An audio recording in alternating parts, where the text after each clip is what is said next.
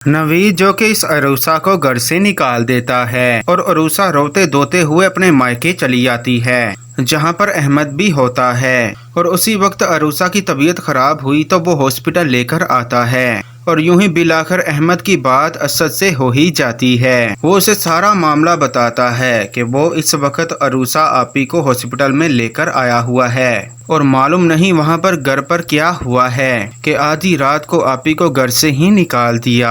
और उधर असद जो वापस आ रहा है अपनी पैकिंग कर रहा है, उसे तसल्ली देता है कि मैं बस आ रहा हूँ। और दूसरी जानिब ये सज्जल फहद की वालदा को इस तरह अपने हाथ में करती है। मालूम तो है कि ये लालची भी है, तो उसी वक्त वो कंगन भी दे देती है और इस जैसी अब सोने का कंगन दे। ऐसा कैसे हो सकता है, जरूर ये आर्टिफिशियल ही कंगन होगा। हाँ मैं आपके लिए लाई हूँ, क्या आपको पसंद नहीं आया? आगे से वो तो हैरान होती है कि ये कंगन तो इतना महंगा है, मगर सज्जल तो फहद को पाने के लिए खुले दिल से वारे न्यारे हो रही है। यूं ही ये कंगन जबरदस्ती इन्हें दे ही देती है। ये तोहफा है, मैं आपके लिए लाई हूँ, आप बस इसे रखेंगी। जबकि दूसरी जानब बिल आखिर असद भी अरूसा के पास हॉस्पिटल में आ जाता है। अरूसा की डिलीवरी काफी पेचीदा हो चुकी है, इतना तक कि अब तो अरूसा की जान को भी खतरा है कि वो बड़ी मुश्किलों से असद को बताती है कि किस तरह से सज्जल और नशीन आंटी ने उस फरहान को पैसे दिए थे और मुझे तंग करने के लिए। और अरूसा हो सकता है कि ये भी बता दे कि मैं उसे समझाने के लिए गई थी।